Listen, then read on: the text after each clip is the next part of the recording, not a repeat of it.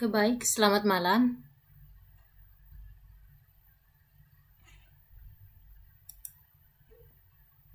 Suaranya jelaskan ya.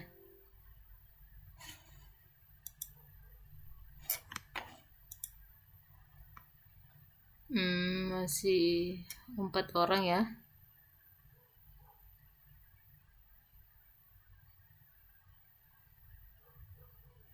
Oke. Sebelum kita mulai, ada pertanyaan nggak untuk tugas yang kedua?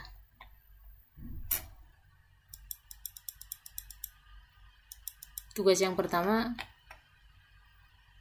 semuanya sudah ngumpul ya. Untuk tugas yang kedua ada pertanyaan nggak?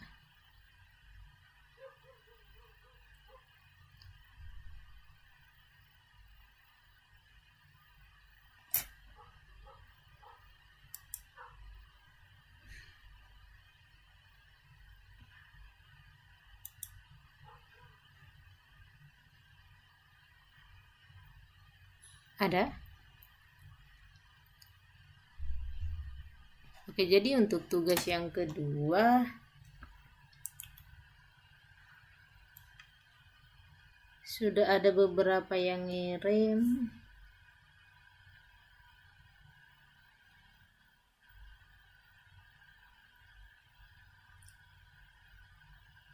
Osniar sudah ngirim.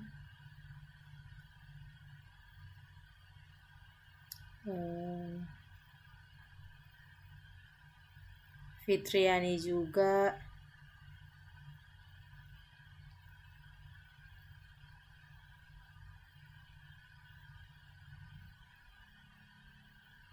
Dan Revita. Oke. Jadi tentang tugas yang kedua saya jelaskan lagi ya. Oke. Tugas yang kedua. Saya buka dulu.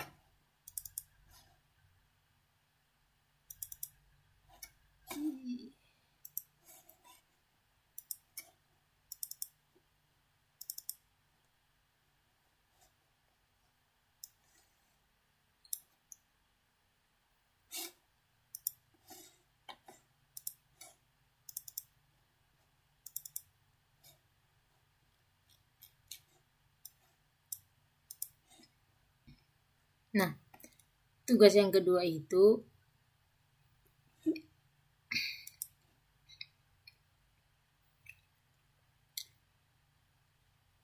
saya suruh untuk menganalisis contoh perusahaan yang melakukan perubahan. Nah, analisis yang dilihat itu apakah perubahan yang dilakukan itu planned change atau emergent change. Artinya, apakah perubahan yang dilakukan perusahaan tersebut itu perubahan yang direncanakan atau perubahan yang tiba-tiba. Nah, apakah perubahan itu direncanakan atau mereka berubah secara tiba-tiba karena faktor dari luar. Oke. Terus, apakah first order atau second order. Nah, artinya kita mengetahui ini, perubahan jenis ini berdasarkan ciri-cirinya. Gitu. Plan change itu ciri-cirinya apa? Second order itu ciri-cirinya apa? Nah, kan kita sudah mengetahui ciri-cirinya itu apa, cocokkan dengan ciri-ciri perubahan yang dilakukan oleh perusahaan tersebut. Seperti itu. Nah, setelah itu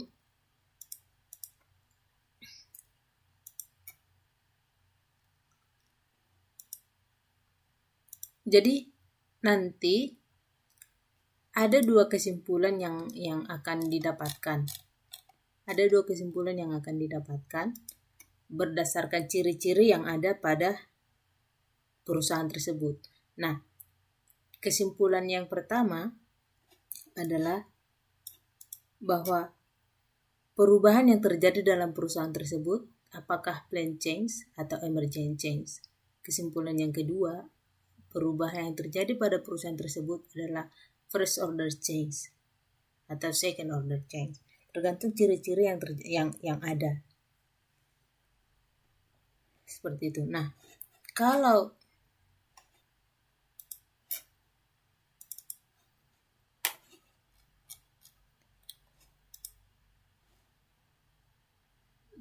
misalnya kalau perubahan yang terjadi pada perusahaan itu adalah hanya beberapa satu aspek atau hanya satu dimensi atau satu komponen aja, berarti yang salah satu cirinya adalah itu adalah ciri first order change. Tapi kalau dia berubah secara keseluruhan,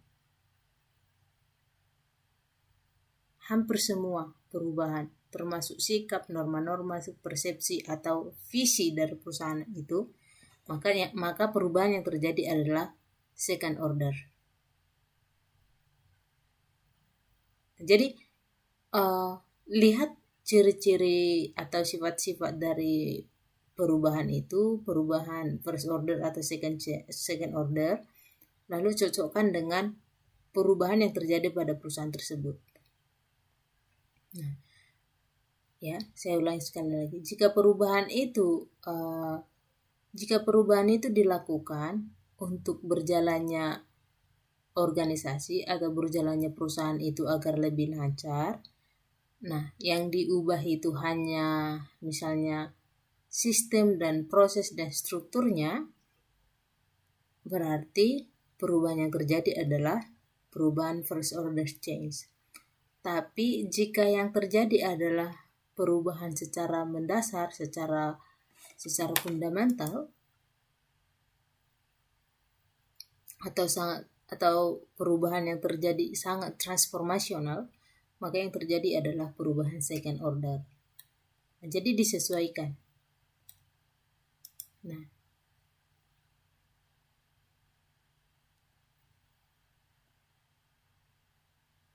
terus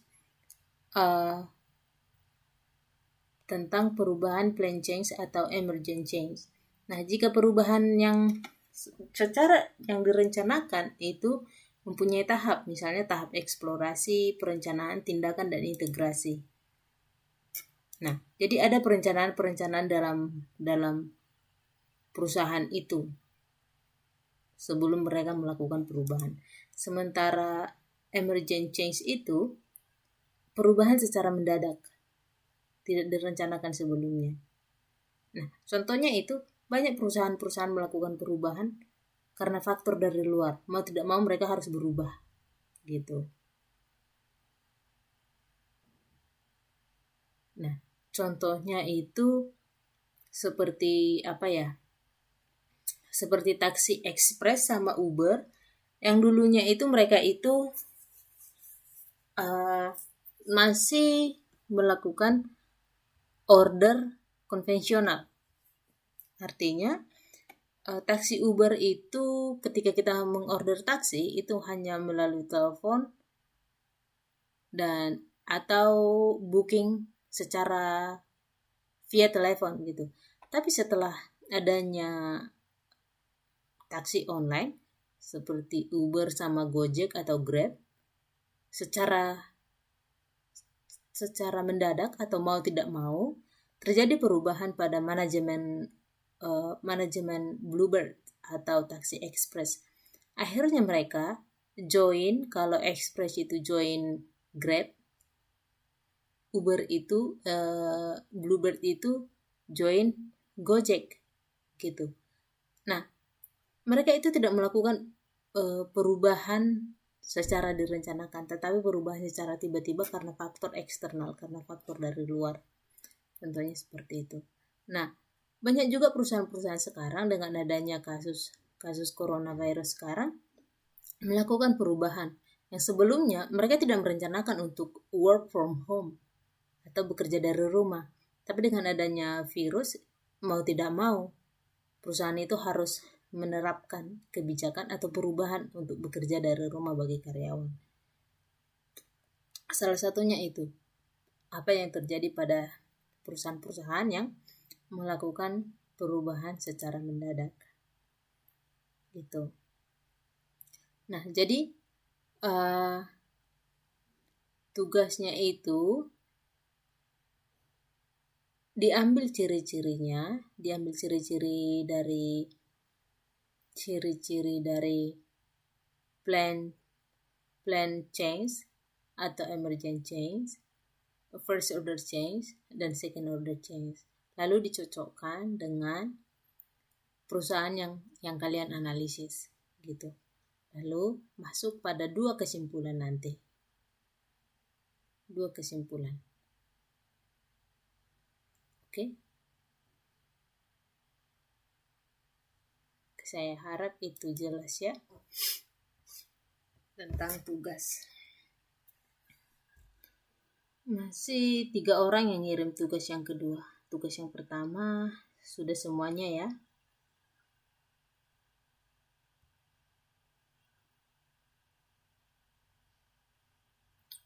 Oke. Deadline tugas yang kedua itu 9 Mei. 9 Mei ya.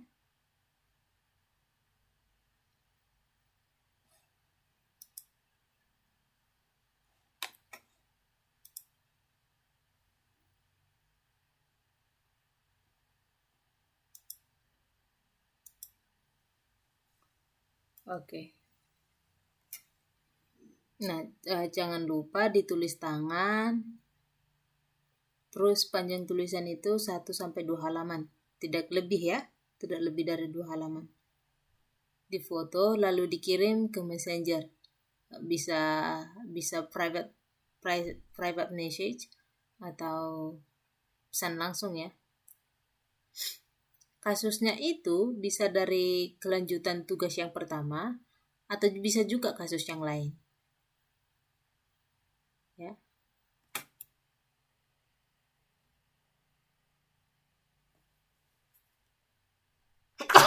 Sorry. Oke. Oke, jadi tugasnya itu deadline-nya tanggal 5 Mei. Tanggal 9 Mei, sorry. Tanggal 9 Mei. Nah, jangan lupa ya bahwa untuk semester ini tidak ada ujian, jadi nilainya itu benar-benar dari tugas dan partisipasi. Oke. Benar-benar dari tugas dan partisipasi.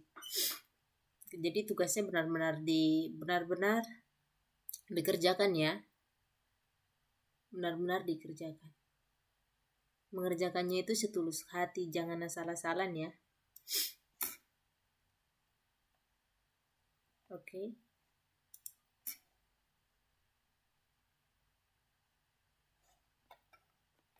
Oke. Baik.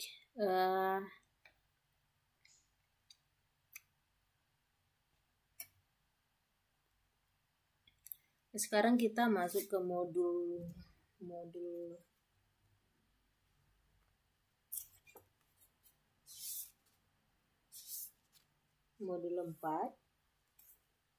Ingat ya, modul kita itu hanya ada 6. Dan kita sudah masuk di modul 4. Dan nanti kita akan selesai di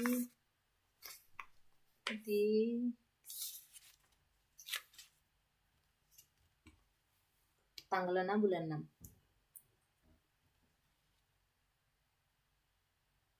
Ya, tanggal 6 bulan 6 kita ada 11 kali pertemuan.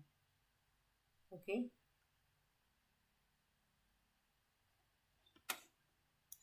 Oke.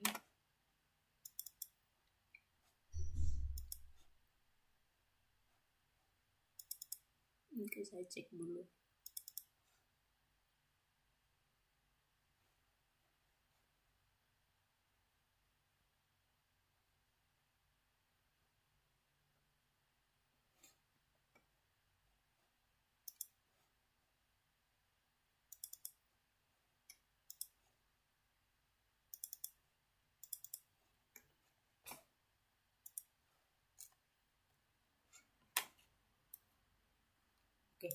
Jadi nanti kita ada 11 kali pertemuan. Ini adalah pertemuan yang ke-6. Ada 5 kali pertemuan lagi. Oke.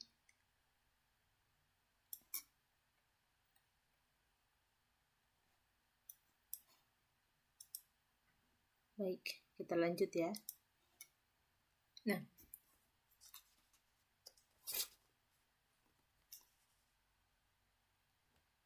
di modul 4 itu tentang implementasi perubahan, yaitu tentang faktor manusia dan kepemimpinan. Nah, dalam yang dibahas di sini adalah dalam implementasi perubahan itu, setelah para stakeholder itu membicarakan konsep perubahan, termasuk di dalamnya visi dan rencana. Sekarang dalam implementasinya itu, kita melihat faktor apa penentu berhasilnya implementasi perubahan. Nah, yang pertama yang akan dibahas adalah faktor manusia. Kita akan melihat faktor manusia dalam implementasi perubahan tersebut. Nah, karena dalam perubahan organisasi itu bukan hanya kepemimpinan yang sangat penting, tapi juga faktor manusia, sumber daya manusianya, karyawan tersebut, gitu. Nah,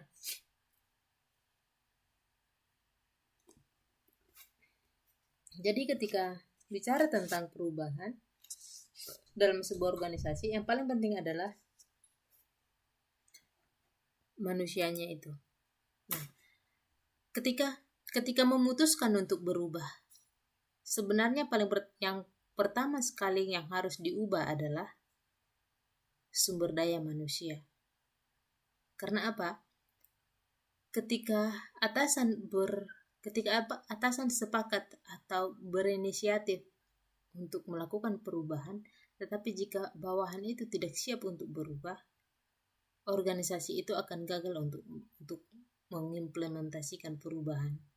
Nah, jadi change itu atau perubahan itu yang paling inti kuncinya adalah human resources atau sumber daya manusianya. Makanya bahkan ada jurusan manajemen sumber daya manusia atau mata kuliah. Nah, karena untuk manajemen manusia itu yang paling susah. Manajemen karyawan itu yang paling susah. Jadi ketika dilakukan perubahan, yang paling penting dilihat itu adalah bagaimana respons, sikap, kesiapan dari karyawan. Nah, karena itulah ketika diimplementasikan perubahan, seorang manajer itu harus bisa melihat apakah emosional karyawan itu siap menerima perubahan itu atau enggak. Karena apa? Terkadang perubahan itu tidak disukai oleh karyawan. Bahkan ketika atasan mengatakan berubah, karyawan protes. Makanya seperti minggu lalu materi kita, dalam pengambilan keputusan seorang manajer itu harus melibatkan karyawan.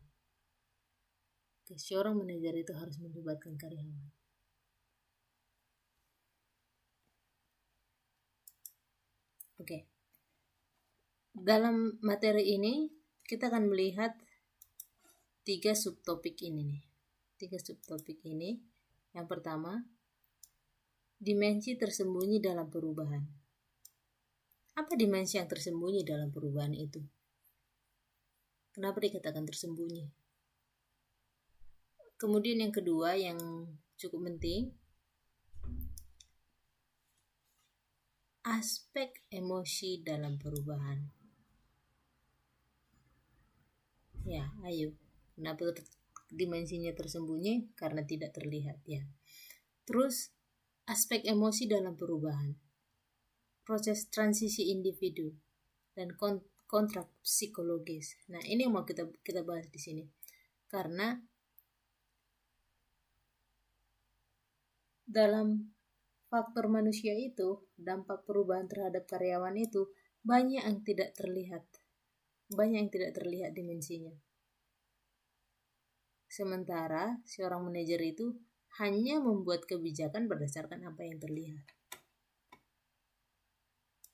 Oke. Nah, kita lihat satu persatu nanti ya dari sini.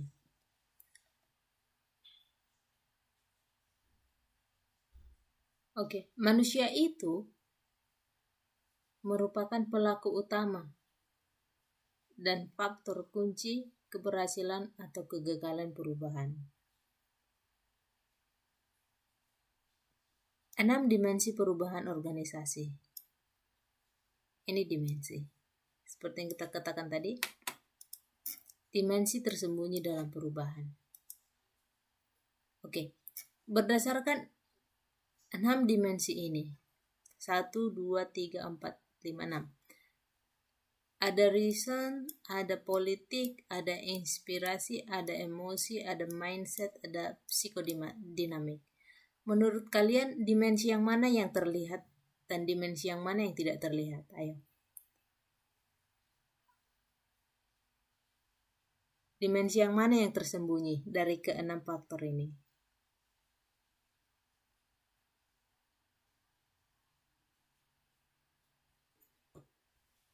Oke.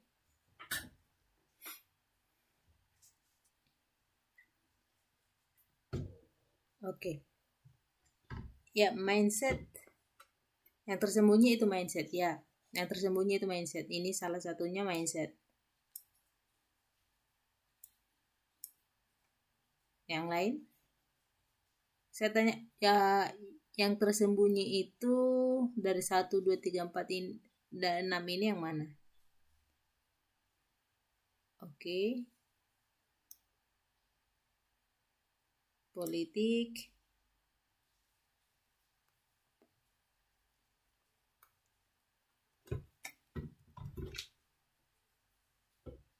Terus apa lagi? Oke, psikodinamik, yap, benar.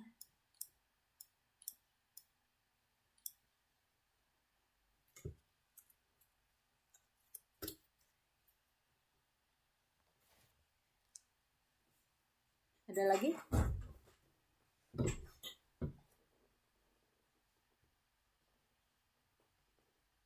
Dimensi yang tersembunyi.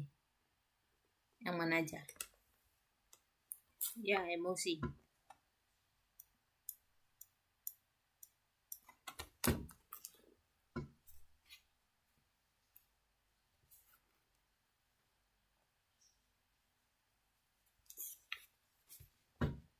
Yap, inspirasi.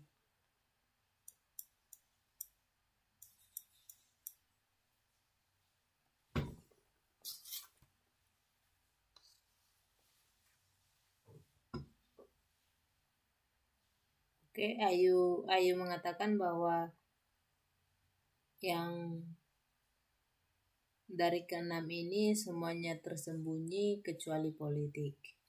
Ya, itu menurut Ayu ya. Menurut Vera, akal. Oke, akal.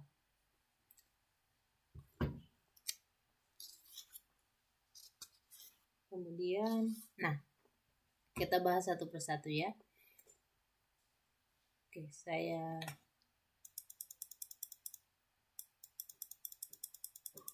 masukkan dulu yang ngasih komen.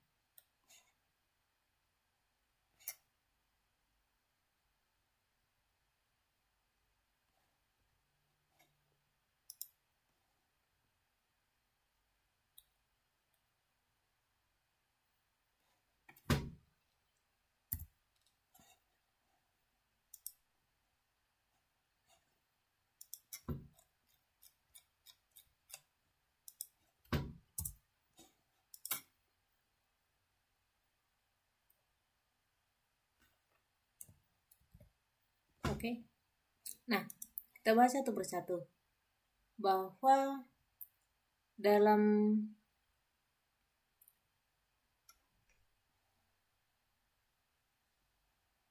perubahan itu ada 6 dimensi perubahan dalam organisasi. Yang pertama itu akal atau alasan. Yang kedua politik, inspirasi, emosi, mindset, dan psikodinamik. Alasan ini termasuk di dalamnya itu rasionalitas seorang karyawan, analisitas, dan logis. Ini adalah alasan. Kemudian yang kedua itu politik. Politik yang dimaksud di sini adalah kepentingan individu dan kelompok. Inspirasi, aspirasi berbasis nilai dan visi. Emosi, perasaan, efektif, dan reaktif. Mindset itu pedoman pada keyakinan dan asumsi dasar. Nah, mungkin kita lebih sudah sering ya sudah familiar dengan kata mindset. Mungkin yang agak kurang familiar itu psikodinamik. Nah, di sini yang dimaksud pertahanan diri berbasis pada kekhawatiran dan alam bawah sadar. Kita akan bahas ini satu persatu. Nah, nanti kita akan melihat yang mana sih di antara keenam ini yang tersembunyi, yang mana yang tidak tersembunyi.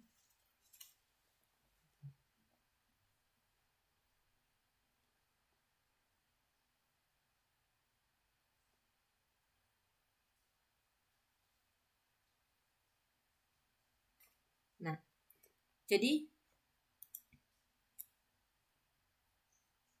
oke.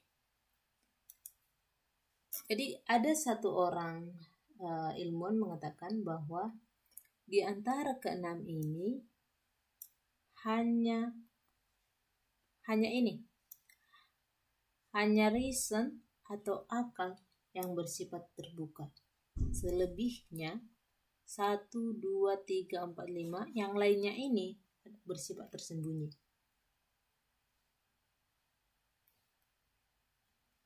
Ya, bersifat tersembunyi. Jadi, kenapa alasan ini bersifat terbuka? Alasan ini bersifat terbuka karena apa? Ketika melakukan perubahan,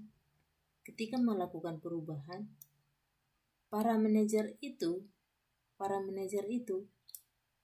atau para stakeholder itu memberitahukan atau mengumumkan apa alasan, apa motivasi, apa logika, kenapa kita perlu berubah.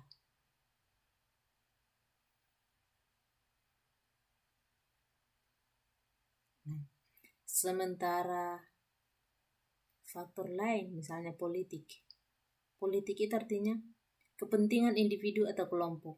Misalnya salah seorang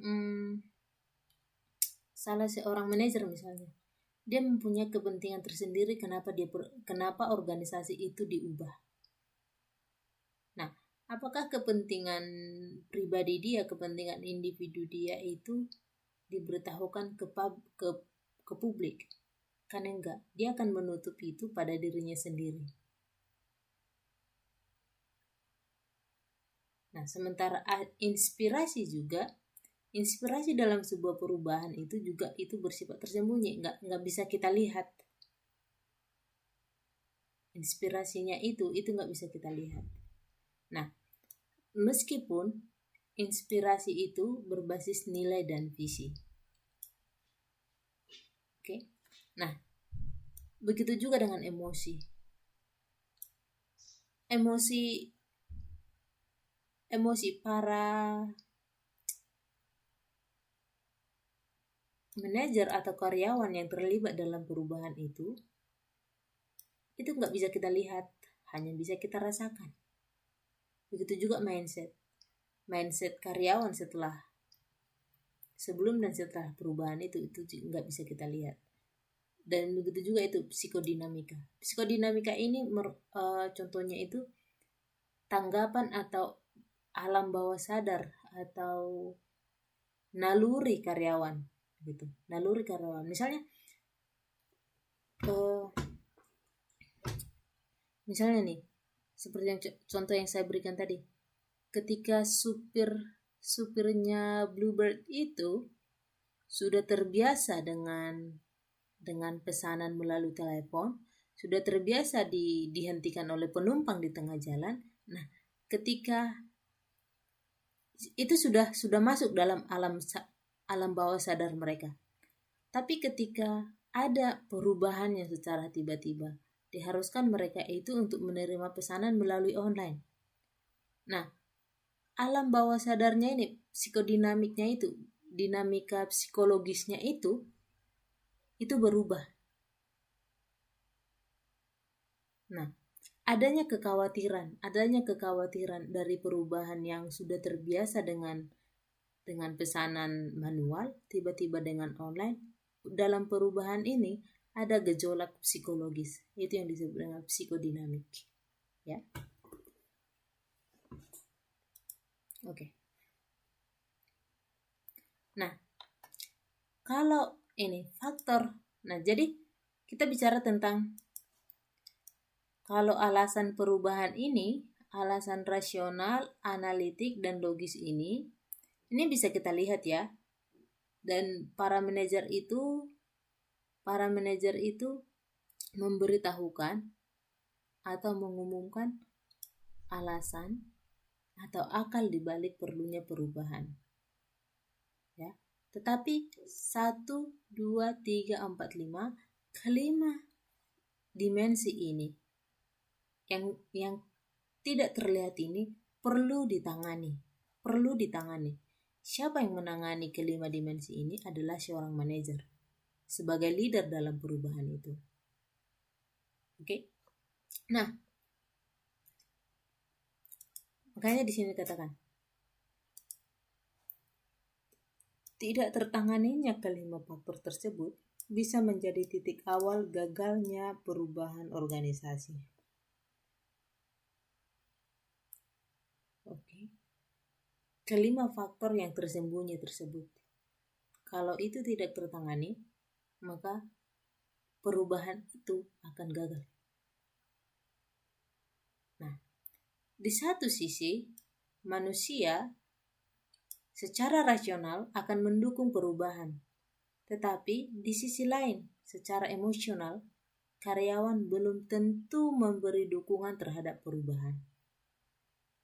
Nah, jadi ada dua sisi manusia yang secara bertolak belakang. Secara rasional, mereka mendukung perubahan. Tetapi secara emosional, belum tentu mereka siap. Oke?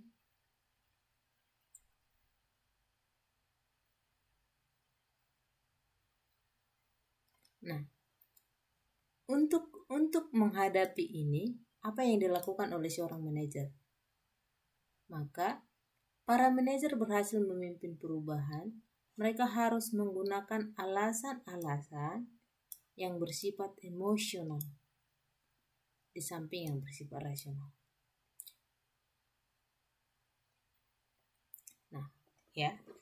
Jadi ini tadi secara emosional, dimensi emosional dari karyawan itu.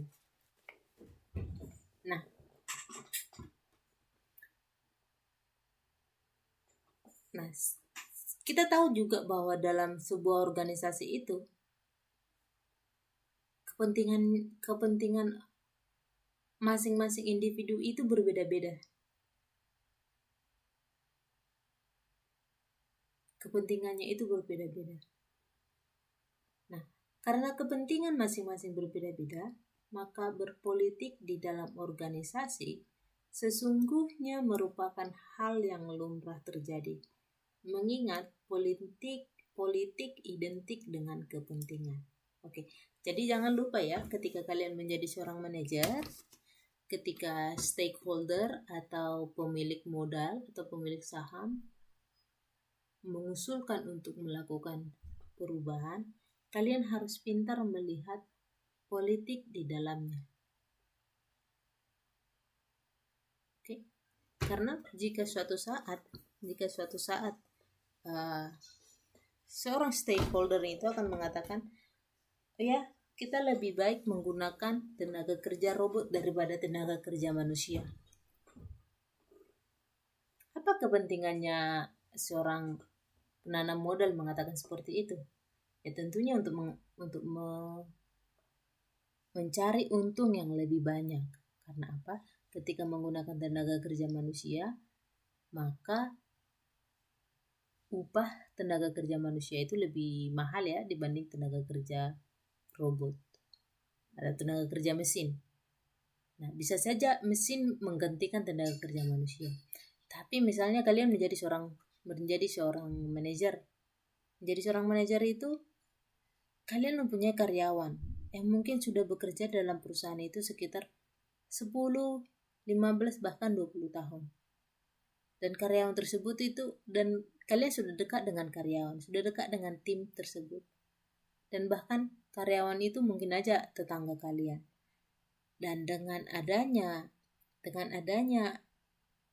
pernyataan atau tawaran dari penanam modal atau pemilik saham untuk menggantikan tenaga kerja menjadi tenaga mesin. Nah, sebagai seorang manajer, apa respon yang kalian lihat gitu? Apa respon yang akan kalian lakukan?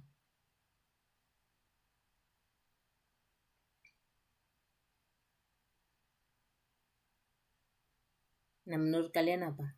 Apakah menerima tawaran menggunakan tenaga kerja mesin?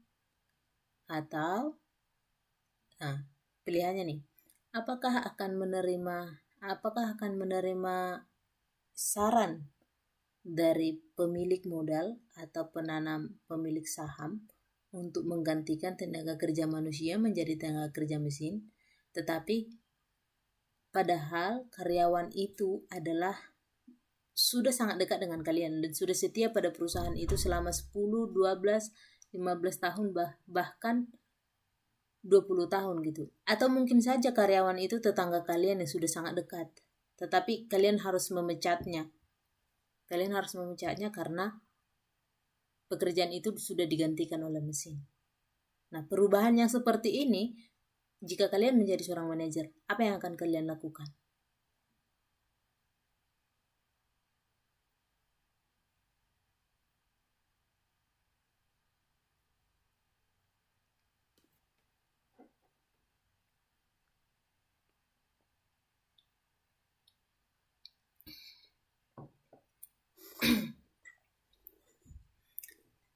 Oke, memberi pesangon.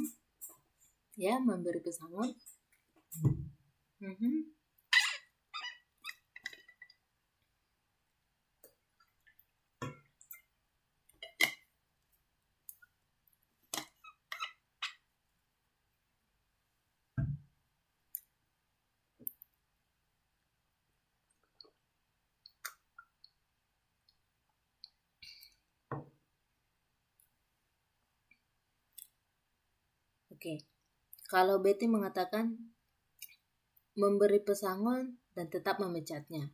Kalau Ayu mengatakan tetap mempertahankan karyawan sebagai gantinya karyawan tersebut dinaikkan jabatan atau diberi tugas lain. Oke. Karena dalam perusahaan tidak semua perlu tenaga mesin. Oke.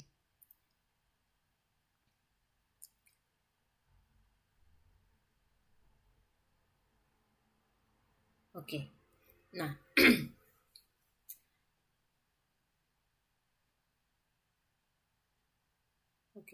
jadi hal-hal seperti ini yang akan dihadapi oleh seorang manajer ketika ada tekanan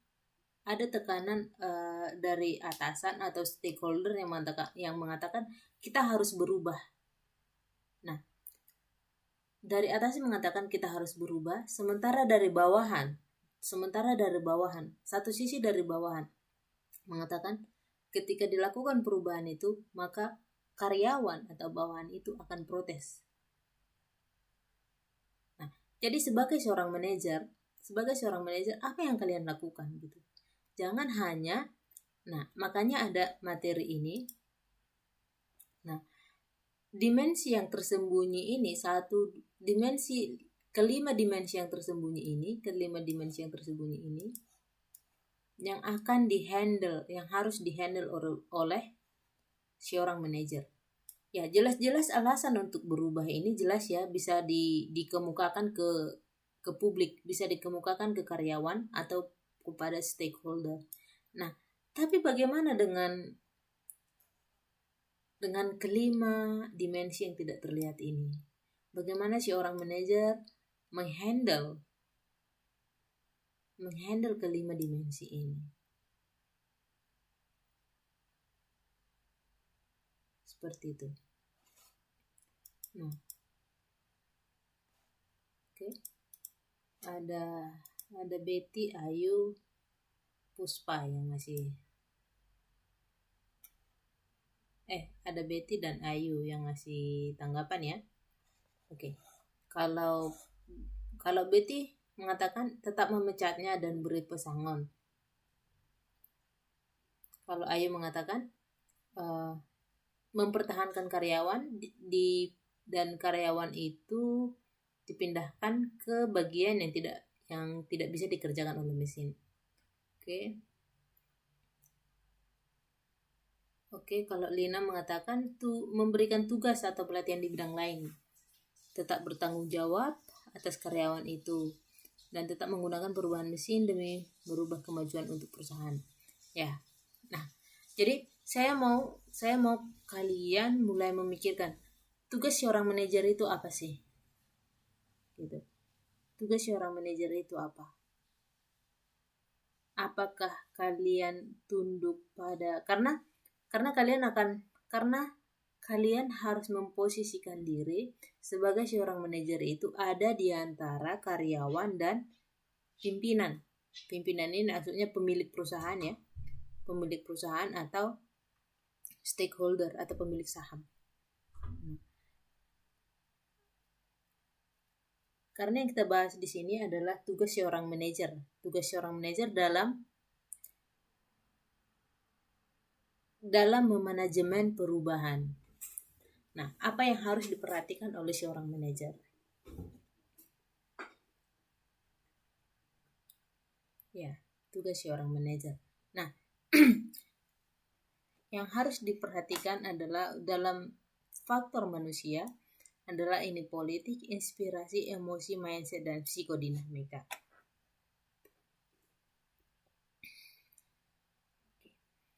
Nah,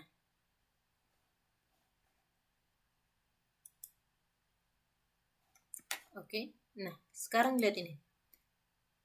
Jika para manajer lupa menyampaikan pada karyawan jika perubahan yang diusulkan masih dalam ranah nilai dan visi yang sebelumnya telah disepakati bersama, akibatnya usulan perubahan tersebut gagal memberi inspirasi dan memotivasi karyawan untuk merubah perilakunya karena karyawan merasa bahwa para manajer mengingkari kesepakatan yang telah mereka buat. Nah, jadi ketika para manajer itu melakukan ini inspirasi. Kita sekarang di tahap inspirasi. Ketika manajer setelah adanya misalnya usulan perubahan dari seorang atasan, manajer itu tugasnya ini memberitahukan alasan dan rasionalitas, analisis dan logis di balik usulan perubahan itu. Nah, ini yang terlihat, ini yang bisa dikemukakan oleh seorang manajer pada karyawan. Nah, tapi manajer juga harus cerdik, harus pintar melihat politik di balik semua usulan perubahan itu. Nah, terus apa yang selanjutnya? Manajer itu harus bisa menjadi inspirasi. Inspirasi apa sih yang mendasari adanya perubahan itu? Nah, ketika menyampaikan inspirasi ini, jangan lupa bahwa manajer itu menyampaikan bahwa rencana perubahan itu masih dalam tahap berbasis nilai dan visi. Oke, ini masih dalam ranah nilai dan visi. Oke, nah sekarang termasuk dalam faktor emosi. Apakah seorang manajer itu mempertimbangkan faktor emosi? Apakah para manajer mempertimbangkan aspek emosi karyawan? Nah, oke. Apakah para manajer mempertimbangkan aspek emosi karyawan? Karena ya belum tentu. Karena bisa kalian lihat, seorang manajer yang baik itu bukanlah seorang manajer yang sangat dekat dengan atasan, tapi jauh dengan karyawan. Atau karyawan yang dekat dengan bawahan, atau manajer yang dekat dengan karyawan, tapi jauh dengan atasan. Nah, jadi seorang manajer itu ada di antara karyawan dan atasan. Karyawan dan atasan. Nah, jadi manajer ini merupakan jembatan di antara pemilik perusahaan misalnya sama terhadap karyawan. Oke. Nah, jadi ketika ada usulan perubahan atau ketika ada rencana perubahan, maka manajer mengambil peran yang sangat penting. Bagaimana manajer ini mengatur semua aspek, mengatur semua pelaku dalam organisasi. Bagaimana memenuhi permintaan atau mengimplementasikan perubahan, tetapi bisa juga mengatur atau memanajemen karyawan. Oke. Nah, maka manajer itu harus mempertimbangkan aspek emosi yang ada pada karyawan. Oke. Aspek emosi yang seperti apa? Nah, ketika perubahan itu mulai diimplementasikan, maka setiap individu karyawan itu secara emosi pasti akan terpengaruh.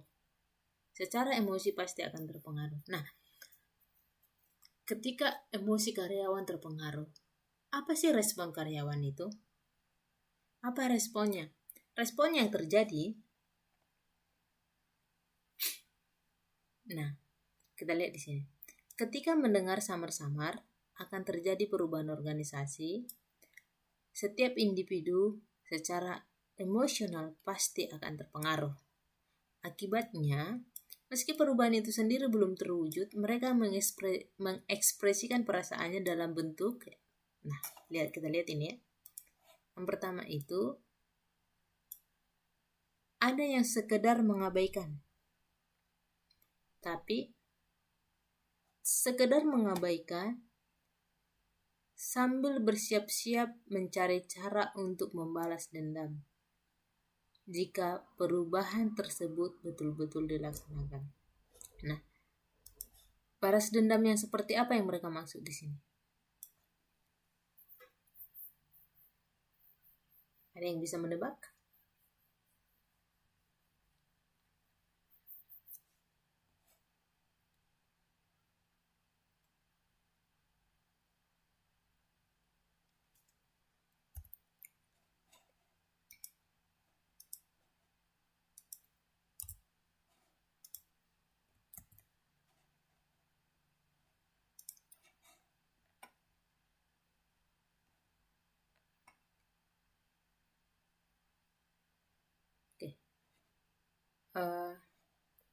Balas dendam yang dimaksud di sini adalah bahwa ketika mendengar perubahan itu ada, maka karyawan itu bersiap-siap untuk mengadakan demonstrasi misalnya, penolakan akan adanya perubahan itu. Oke? Nah, ya, termasuk bentuk penolakan, mogok kerja, ya, atau demonstrasi seperti serikat buruh ya. Serikat buruh itu sering terjadi seperti di Batam ya. ketika ada perubahan di dalam sebuah organisasi atau dalam sebuah perusahaan, ada kebijakan yang baru, biasanya itu karyawan itu langsung menggandeng serikat buruh dan melakukan demonstrasi seperti itu. Nah, dalam melakukan demonstrasi, ketika karyawan melakukan demonstrasi, maka peran penting seorang manajer itu sangat perlu. Ya, demo sangat perlu. Apa yang harus dilakukan seorang manajer ketika karyawan mogok kerja atau demo? Itu sangat perlu ya. Jika kalian nanti menjadi seorang manajer, maka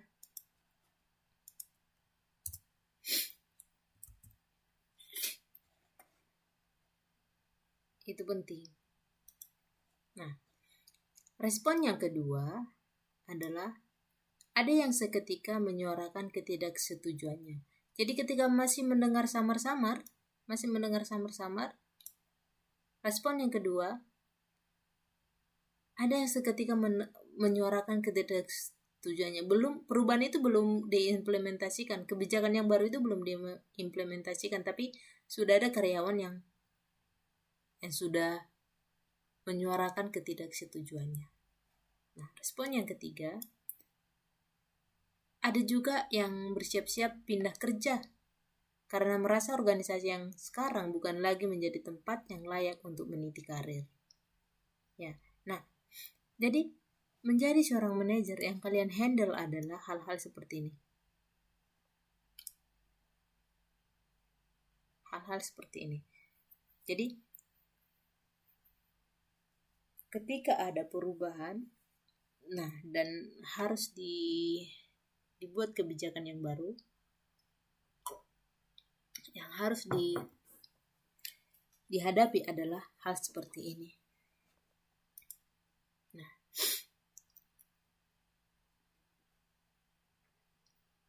oke. Sekarang kita masuk ke kita sudah di sini ya, emosi karyawan. Sekarang kita masuk ke mindset.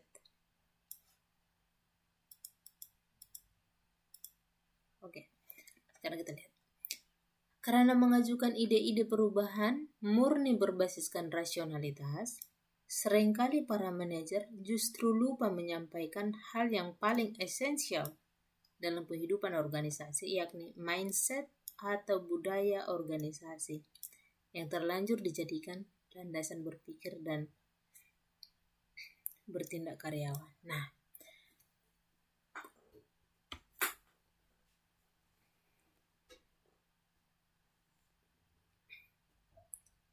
apa yang menjadi mindset atau budaya organisasi itu sangat penting. Misalnya, kalau dalam sebuah perusahaan yang kalian pimpin misalnya, kalian mempunyai sebuah mindset bahwa kebersamaan nomor satu. Oke? Misalnya, kebersamaan nomor satu. Nah, sementara dengan adanya tekanan untuk perubahan, dan kalian harus memecat beberapa karyawan atau mengurangi tenaga kerja, maka mindset atau budaya organisasi yang terlanjur dijadikan sebagai landasan berpikir dan bertindak karyawan itu akan terganggu. Nah, jadi menjadi seorang manajer, kalian harus pintar untuk menghandle hal-hal seperti ini.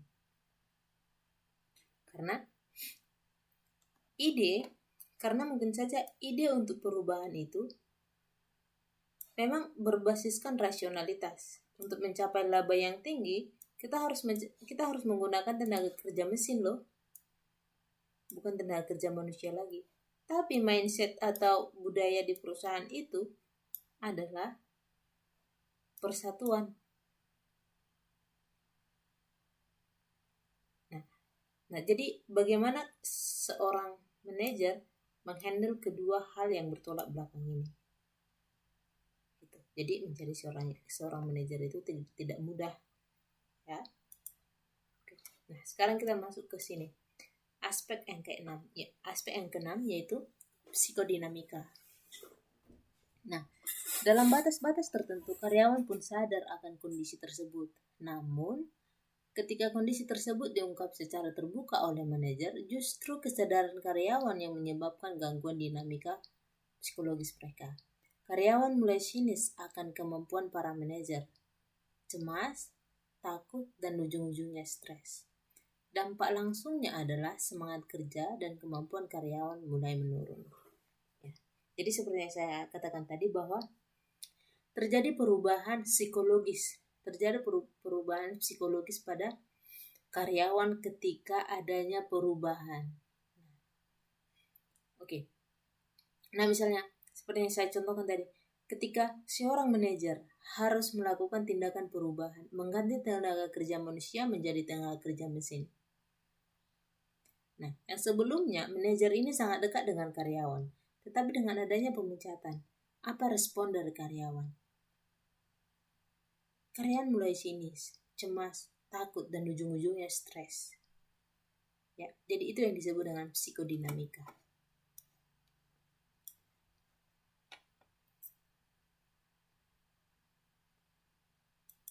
Oke. Nah, jadi manajer itu dituntut untuk memiliki tingkat sensitivitas yang tinggi terhadap dinamika psikologi karyawan dalam menyikapi perubahan organisasi. Oke.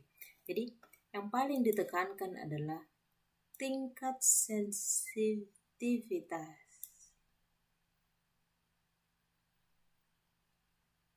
Oke, tingkat sensitivitas. Karyawan itu harus manajer itu harus sensitif. Bukan hanya pada alasan-alasan rasional, tapi hal yang tidak terlihat, hal yang tersembunyi, misalnya emosi karyawan, kondisi psikologis karyawan, dan politik individu ataupun kelompok. Oke, ini. Karyawan adalah sosok yang memiliki kepentingan dan emosi. Oke.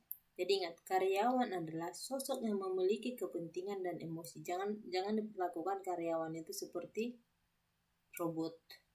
Mereka itu punya emosi, serta membutuhkan inspirasi dan motivasi untuk berubah. Karena sebelumnya sudah tertanam lama sebuah mindset sebagai penuntun hidupnya. Oke. Jadi karyawan itu memiliki kepentingan dan emosi, membutuhkan inspirasi dan motivasi. Nah, jadi kegagalan seorang manajer dalam menangani persoalan-persoalan, menangani 6 aspek yang tadi itu identik dengan gagalnya dalam memimpin perubahan. Oke. Jadi ini ada 7 tahap, 7 proses perubahan individu. Nah, ini ada di modul kita, tapi coba saya lihat. Nah, tahap yang pertama itu adalah tahap inkonsistensi. Nah, jadi ada skema atau konsep dalam perubahan individu itu. Nah, jadi tahap yang pertama itu adalah tahap inkonsistensi antara skema yang telah dibangun karyawan dengan kondisi real karena perubahan. Nah, jadi ketika tahapan yang pertama itu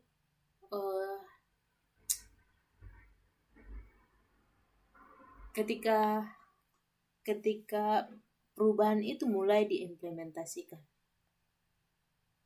kondisi di lapangan itu belum tentu benar-benar sama dengan konsep yang telah dibangun. Oke, jadi ini yang disebut dengan tahap inkonsistensi. Karena tidak sesuai dengan konsep atau skema yang telah dibangun, dengan kondisi real karena perubahan. Nah, sekarang karyawan itu mulai menunjukkan reaksinya. Mulai bereaksi dengan adanya ketidaksesuaian ini, inkonsistensi. Ketidaksesuaian. Oke. Jadi ketika ada inkonsistensi, karyawan bereaksi terhadap itu. Reaksinya apa? Emosional. Reaksi emosional. Oke. Dan tahap yang ketiga, karyawan mencoba menelusuri sebab-sebab terjadinya inkonsistensi tersebut. Nah, kenapa karyawan itu mencoba menelusuri sebab-sebab itu? Karena mereka mencoba keluar dari persoalan itu. Tahap yang keempat, yaitu karyawan mulai mengumpulkan informasi-informasi baru agar bisa memahami apa yang sesungguhnya sedang terjadi. Oke. Nah, lalu karyawan mulai mempertanyakan apakah skema yang telah dibangun sebelumnya masih relevan dengan kondisi berjalan. Dan selanjutnya, tahap yang keenam, karyawan itu mencari informasi tambahan untuk membangun skema baru karena menganggap skema lama sudah tidak cocok lagi dengan kondisi berjalan. Dan tahap yang ketujuh, itu mereka terjadi perubahan skema. Dalam pengertian, karyawan memahami bahwa skema yang telah dibangun sebelumnya dianggap tidak cocok lagi dengan kondisi saat ini. Oke. Nah, ada faktor emosi dalam perubahan organisasi. Nah, emosi ini, Keltner dan Gross ini mendefinisikan emosi sebagai pola persepsi, pengalaman, psikologis, tindakan dan komunikasi yang bersifat episodik dan relatif, jangka pendek dan bersumber pada kondisi biologis seseorang. Ini dia mengatakan emosi. Jadi dia mengatakan bahwa emosi itu merupakan bagian yang tidak terpisahkan dari kehidupan manusia, atau itu bersumber dari biologis seseorang. Oke.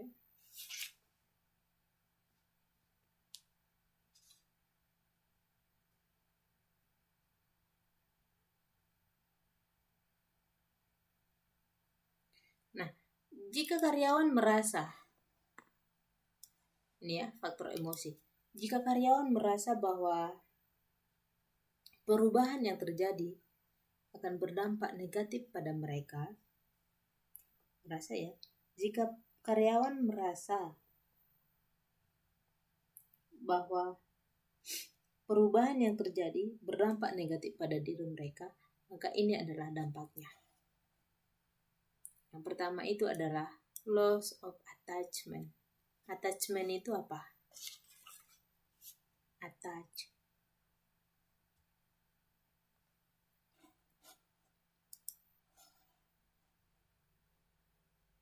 Oke. Nah, jadi ini dampak yang terjadi ketika, ingat ya, ketika karyawan itu merasakan dampak negatif dari perubahan itu, yang terjadi adalah loss of attachment. Attachment itu apa? Ada 1, 2, 3, 4, 5. Ada 5 faktor, ada 5 dampak. Ada 5 dampak dari dampak emosi ketika karyawan itu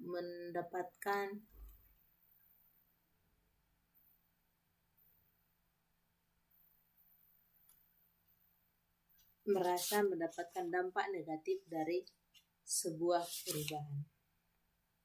Nah, yang pertama, loss of attachment. Attachment maksudnya itu adalah keterikatan atau menempel, ya, menempel atau bersama. Oke, jadi ketika karyawan itu merasa bahwa ya lampiran, kalau dalam email biasanya itu disebut dengan attachment, ya. Nah, kalau kita artikan secara harfiah, attachment itu artinya terikat, menempel, lengket, ya. Nah, jadi di sini ketika karyawan itu merasakan dampak negatif dari sebuah perubahan, maka dalam emosi mereka akan kehilangan keterikatan, kehilangan kebersamaan dalam perusahaan itu. Jadi kalau saya mengatakan seperti itu, saya merasa attach dalam sebuah kelompok, misalnya dalam sebuah organisasi mahasiswa, ya, himpunan mahasiswa. Jadi saya mengatakan seperti ini, saya merasa sangat attach terhadap himpunan mahasiswa ini. Artinya apa? Saya merasa sangat terikat, saya merasa merupakan bagian dari himpunan mahasiswa ini. Oke, saya merasa bagian dari himpunan mahasiswa ini ketika saya mengatakan saya sangat attach pada himpunan mahasiswa. Nah, tapi ketika saya mengatakan saya kehilangan attachment dalam himpunan mahasiswa ini, jadi itu yang disebut dengan loss of attachment. Nah, saya merasakan kehilangan keterikatan terhadap himpunan mahasiswa. Saya merasa bukan lagi bagian daripada himpunan itu. Jadi itu yang disebut dengan loss of attachment. Saya bukan lagi bagian dari himpunan mahasiswa itu. Nah, dalam sebuah organisasi atau perusahaan, ketika loss of attachment, jadi karyawan itu bukan lagi merasa bagian dari perusahaan itu. Oke. Jadi dia merasa bukan lagi bagian dari perusahaan itu. Jadi itu yang disebut dengan loss of attachment.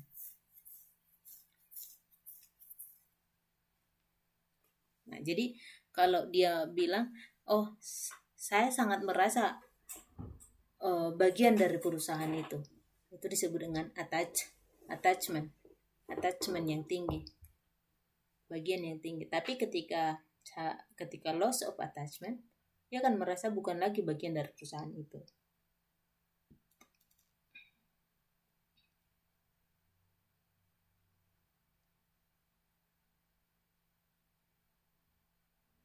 Nah, sekarang kalau misalnya loss of structure itu maksudnya jadi di sini ketika selama ini sudah ada struktur pekerjaan, misalnya ketika pagi-pagi ini pekerjaan yang harus saya kerjakan, siang ini, setelah itu ini, sudah ada struktur atau hal-hal yang harus dikerjakan setiap harinya, atau sudah ada prosedur yang harus diikuti. Oke, sudah ada prosedur yang harus diikuti. Namun ketika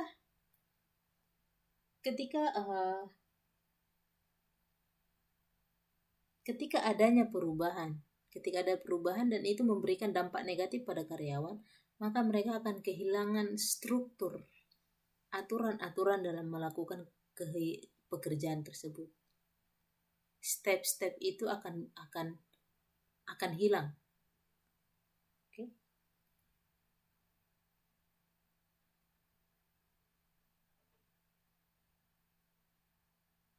Oke. Sekarang yang ketiga, loss of control. Nah, di sini loss of control di sini maksudnya ketika yang terbiasa karyawan itu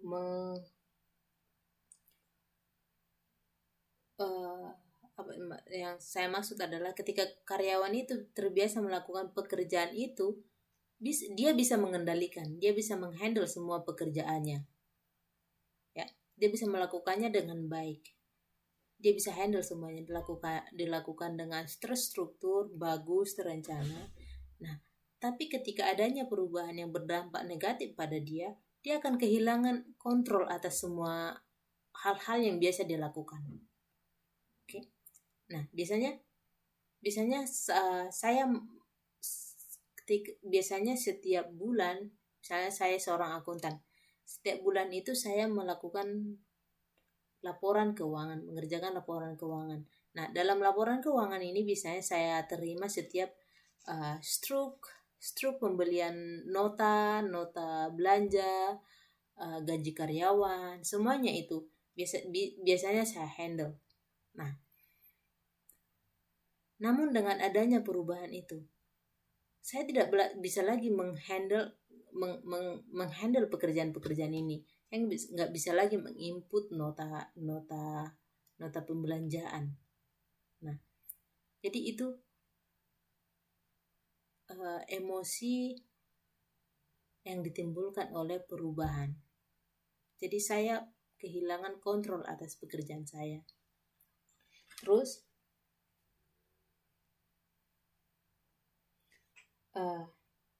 yang selanjutnya itu adalah loss of meaning. Nah, ini sangat penting, loss of meaning. Nah, terkadang misalnya ketika kita bekerja pada sebuah organisasi, terkadang kita bekerja bukan karena uang ya. Kita bekerja bukan karena uang, tapi terkadang itu karena pengabdian.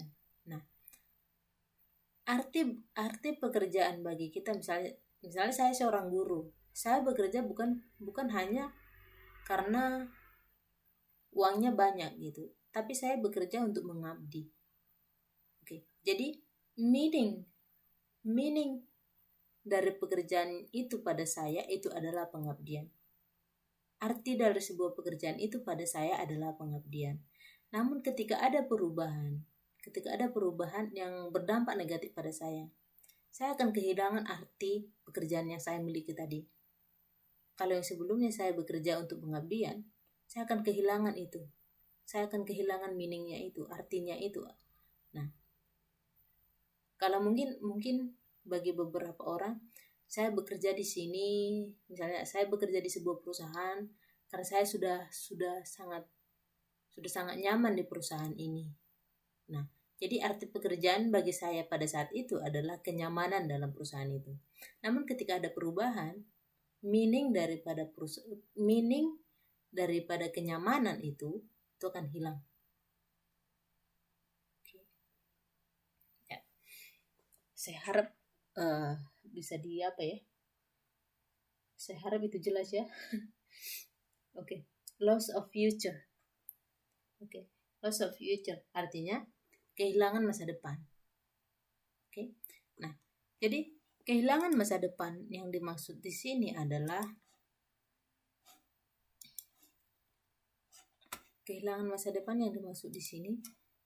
ketika ada perubahan yang berdampak negatif pada kita, yang sebelumnya kita menggantungkan harapan pada sebuah perusahaan misalnya, saya sudah merencanakan bahwa ketika umur sekian, ketika umur 50 tahun saya akan pensiun, setelah itu saya akan dapat pesangon dan dapat sekian, dan setelah itu saya beli tanah, beli sawah, dan setelah pensiun saya akan bertani gitu. Kita mempunyai masa depan, kita mempunyai pikiran masa depan dalam sebuah organisasi itu. Namun ketika adanya perubahan, kita akan kehilangan masa depan itu.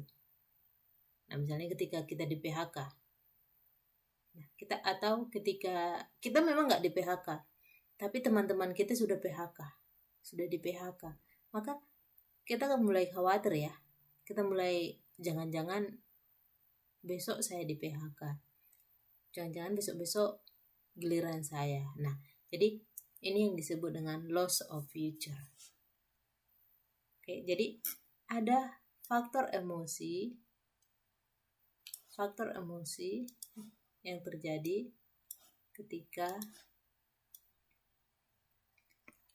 ada dampak negatif dari sebuah perubahan. Oke.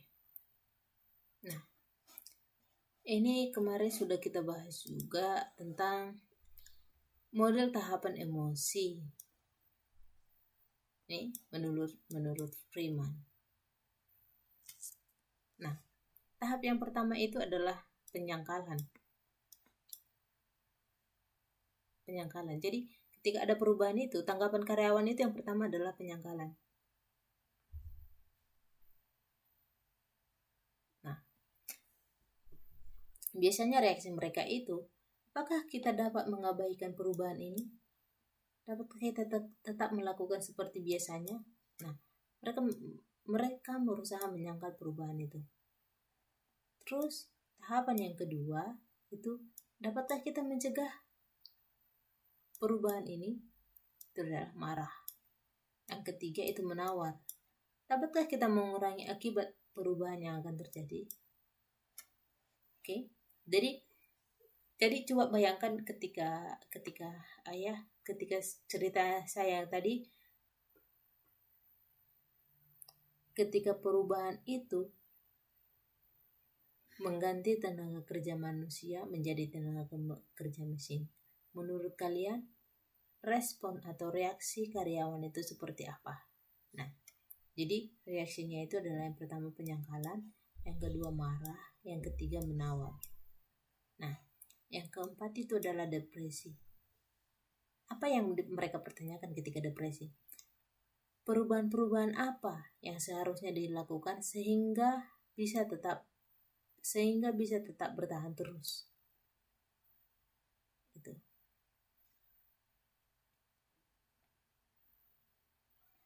Nah, yang kelima adalah penerimaan. Dengan melakukan perubahan-perubahan tersebut, apakah eksistensi masih mungkin? Gitu. Nah, dengan adanya perubahan, jadi eksistensi maksudnya apakah kita tetap bertahan? Gitu. Jadi ini tahapan emosi yang terjadi pada karyawan dengan adanya perubahan.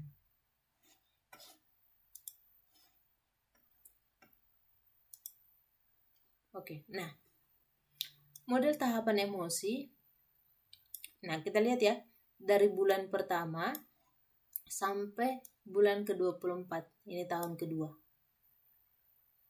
Nah, jadi ini 1, 2, 3, 4, 5, 6. Nah, itu dari sini. Dari penyangkalan sampai penerimaan. Oke? Jadi ini, dari penyangkalan sampai penerimaan. Nanti kita lihat di bulan pertama itu berapa persen yang menyangkal, berapa persen yang menerima. Oke? Nah, sekarang kita lihat dari 100%, yang menyangkal itu 60%. Jadi pada bulan pertama sampai bulan ke-6, ketika adanya perubahan di bulan-bulan pertama sampai bulan ke-6. Jadi ingat, ini adalah pola atau pattern dari reaksi emosi karyawan. Nanti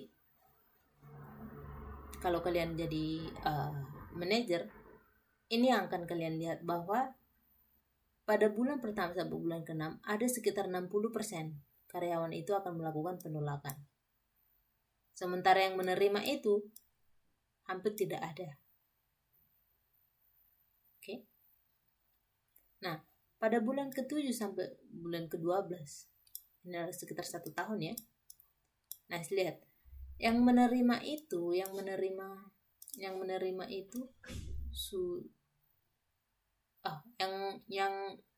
menyangkal itu, yang menolak itu sudah berkurang dari 60%, dari 60 ke 22. Oke. Nah, sekarang yang marah dari 20% ke 55. Tapi lihat, yang menerima belum ada. Bayangkan, setelah perubahan itu diimplementasikan, bulan ke-12 belum ada yang menerima secara emosional. Kapan mulai ada yang menerima? Itu pada bulan yang ke-13 sampai 18. Yang menerima itu sudah ada sekitar 10%. Yang menolak, yang marah itu nggak ada lagi, sudah 0%. Kemana mereka? Ada yang mencoba menawar, ada yang depresi. Nah, kita lihat kapan mereka ini, yang di sini nih, pindah menerima. Itu ada pada tahun kedua. Bayangkan setelah 2 tahun baru mereka bisa menerima. Itu pun gak semua orang bisa menerima. Masih ada ini yang tersisa, walaupun sudah 2 tahun, masih ada 10% yang masih bertahan ini. Bahkan ada yang depresi 10%, yang mencoba menawar 10%. Gitu. Jadi, meskipun udah tahun kedua ini, masih hanya 72% dari karyawan itu yang menerima perubahan. Gitu. Masih ada sekitar 30% lagi ini yang tersisa belum menerima perubahan itu. Jadi bayangkan, bahkan setelah 2 tahun, tidak semua karyawan itu menerima adanya perubahan itu secara emosional. Oke. Nah, jadi itu artinya pengelolaan emosi itu akan menjadikan organisasi lebih fleksibel, adaptif, dan memudahkan pengelolaan saling ketergantungan antara unit organisasi maupun antara individu. Oke. Nah, jadi ini ada peneliti ini Hui mengatakan bahwa 2 konsep berbasis emosi, yaitu keseimbangan emosional dan kapabilitas emosional. Sekarang kita lihat konsepnya. Nah, jadi hasil perubahan itu diawali dari yang pertama ini, usulan perubahan. Seperti yang saya ceritakan tadi, usulan perubahan itu datang dari siapa? Itu biasanya dari pemilik perusahaan atau pemilik modal. Nah, faktor apa yang ketika kalian pasti akan kalian pertimbangkan empati dan simpati. Simpati kalian pada ketika kalian seorang manajer. Kalian bersedia menerima perubahan yang diusulkan oleh pemilik perusahaan itu berdasarkan empati dan simpati kalian pada karyawan. Oke? Nah, ada usulan. Keputusan untuk menerima sebagai seorang manajer itu berdasarkan simpati dan empati. Nah, ketika kalian sudah putuskan apakah menerima, maka kalian harus memobilisasi misalnya memberi ruang.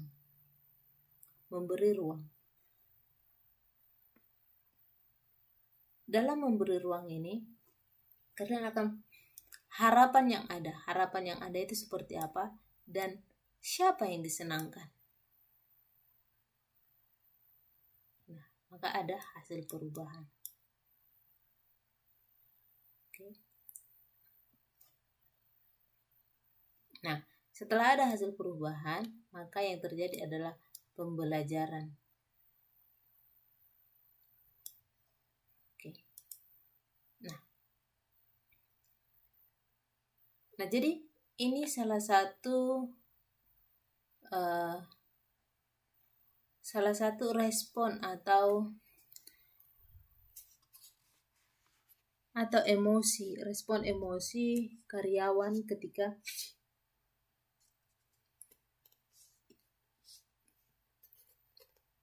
ketika mendapatkan perubahan itu. Ada yang riang, ada yang diam, ada yang kesal, ada yang agitasi. Nah, jadi ini hanyalah aktivasi tinggi, aktivasi rendah, menyenangkan dan tidak menyenangkan. Nah, jadi berdasarkan ini kita akan melihat bahwa di bagian mana sih emosi karyawan itu yang paling bagus. Nah, ada yang di sini tidak menyenangkan tapi aktivasi tinggi, ada tidak menyenangkan aktivasi rendah, dan menyenangkan aktivasi rendah. Nah, menyenangkan dan aktivasi tinggi inilah yang paling bagus. Jadi ini adalah emosi karyawan ketika menghadapi perubahan. Oke, nah sekarang kita akan melihat paradigma emosi. Gimana sih paradigma lama dan paradigma baru terhadap emosi?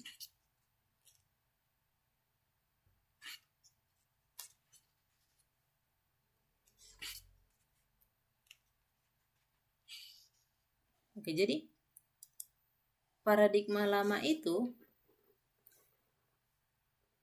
paradigma yang lama terhadap emosi, mereka mengatakan emosi itu irasional.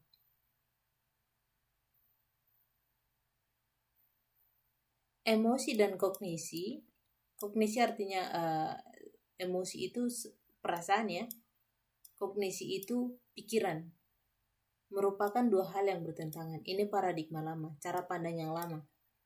Emosi negatif berdampak negatif terhadap organisasi. Coba kita lihat paradigma yang baru. Emosi berperan penting dan berkaitan dengan interpretasi serta mengarahkan tindakan dan motivasi. Nah, jadi di sini paradigma yang baru tentang emosi itu lebih bagus dibanding paradigma yang lama. Oke. Asumsi mengenai emosi dan perubahan. Fear and stress mendominasi proses perubahan. Mereka bilang ketakutan dan stres mendominasi proses perubahan. Emosi identik dengan penolakan. Emosi muncul secara bertahap. Ini paradigma yang lama. Sementara yang baru, emosi bagian dari pengalaman perubahan dan memberikan insight terhadap pengalaman perubahan. Nah, jadi di sini emosi itu bagian dari perubahan. Sementara di sini ketakutan dan stres yang mendominasi proses perubahan. Nah, asumsi peran emosi dalam proses perubahan. Paradigma lama mereka mengatakan emosi bersifat disfungsional. Mereka bilang emosi bersifat tidak berfungsi. Emosi menghambat perubahan organisasi. Jadi mereka bilang emosi itu menghambat perubahan organisasi. Nah, kita lihat asumsi yang baru. Emosi mendorong perilaku individu. Emosi constitute individual and social change story. Nah, mereka mengatakan emosi itu mendorong individu dan perubahan sosial. Oke. Paradigma yang lama. Implikasi penanganan emosi dalam organisasi dan perubahan. Baru mereka katakan manage emotional away. Mengatur emosi, kesampingkan emosi sendiri. Terus usahakan face emosional sependek mungkin. Hindarkan munculnya emosi negatif. Nah, di sini yang dikatakan mereka bahwa emosi itu tidak perlu untuk dianalisis, tidak perlu untuk dipertimbangkan. Namun di sini dikatakan bahwa mengakui emosi dan menangani secara serius, menganalisa emotional landscape untuk tindakan manajerial. Nah, jadi intinya pada paradigma yang baru itu mengatakan bahwa emosi itu merupakan faktor penting dalam keberhasilan perubahan. Sementara paradigma yang lama merupakan emosi itu merupakan hal yang negatif dan tidak usah dipertimbangkan.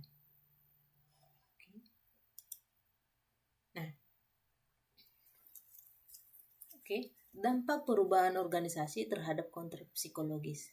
Nah, sekarang kita lihat kelompok pertama mengatakan menganggap tidak ada kontrak yang dilanggar.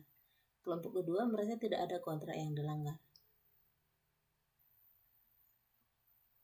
Yang ketiga menganggap perubahan organisasi merupakan sesuatu yang normal. Kelompok keempat merasa perusahaan telah membuat pelanggaran serius terhadap kontrak psikologis. Nah, jadi Di antara kelompok ini, yang pertama ada yang kelompok menganggap, ada yang merasa, ada yang menganggap perubahan itu merupakan sesuatu yang normal, ada yang merasa bahwa perubahan itu membuat perusahaan melanggar kontrak psikologis. Jadi ada 4. Oke. Nah, jadi ini ada kesimpulan bahwa cara mengelola manusia saat implementasi perubahan. Yang pertama, itu menciptakan iklim yang mendukung perubahan organisasi. Yang kedua, mengolah resistensi karyawan terhadap perubahan. Yang ketiga, membangun kembali energi karyawan yang dimotivasi. Keempat, membekali karyawan keterampilan yang dibutuhkan. Kelima, mengelola kinerja. Yang keenam, mendorong karyawan agar mau mencoba cara kerja baru.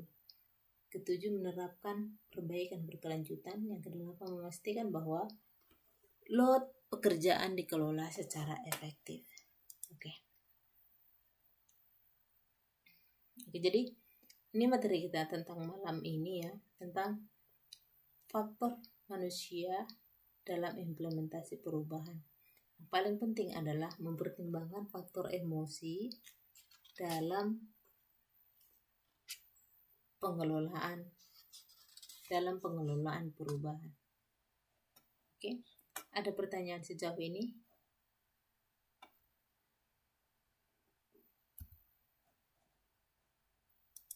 Oke, kalau nggak ada saya absen ya.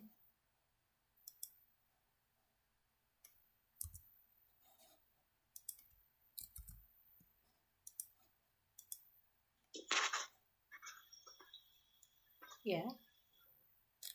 Halo? Yap, saya dengar. Oh, tes mic saja. Suara saya jelas kah, Bu? Ya, jelas. Oh, ya. Soalnya saya online melalui HP dan laptop. Oke, terima kasih. Oke, iya. Lina, ya. Oke, saya absen ya. Ada Revita tadi ada. Ajat ada.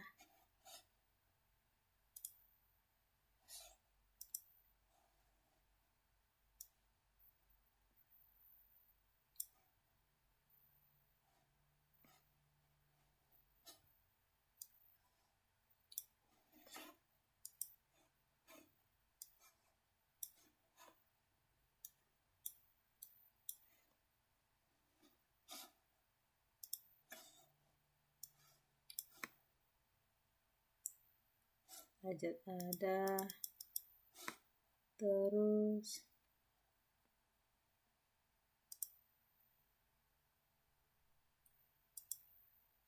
Wiwin ada ya. Wiwin ada. Ayu ada.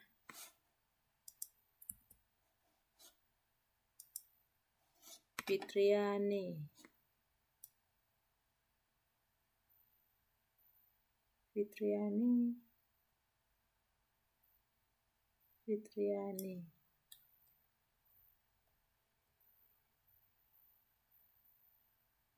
nggak ada ya? Oke. Fitriani nggak ada. Huraida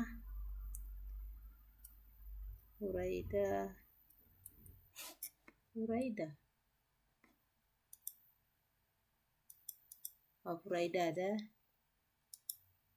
Lilik ada.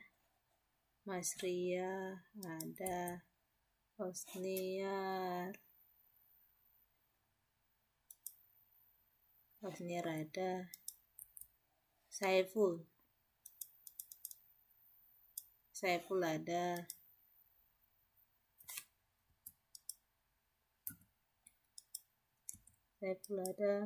Tri ada. Ulin ada. Vera ada. Lina Lina ada.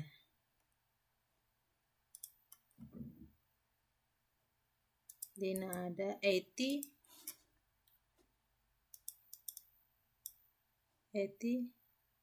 ada. Eti udah sehat ya. Betty ada. Oke. Fitriani cuma Fitriani yang nggak ada ya.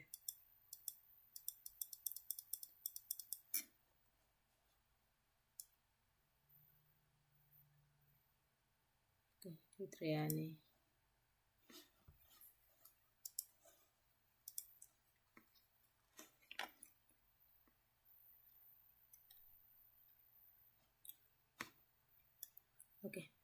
Oke, baik. Kalau nggak ada pertanyaan, kita akhiri ya. Untuk saya sudah buat backup untuk yang partisipasi malam ini. Saya akan input di daftar nilai. Oke. Saya akan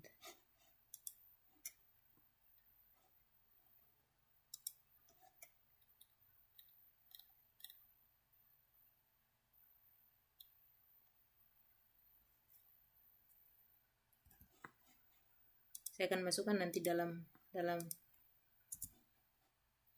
daftar nilai. Saya sudah backup kok. Oke. Kalau nggak ada pertanyaan, sampai jumpa minggu depan ya. Selamat malam.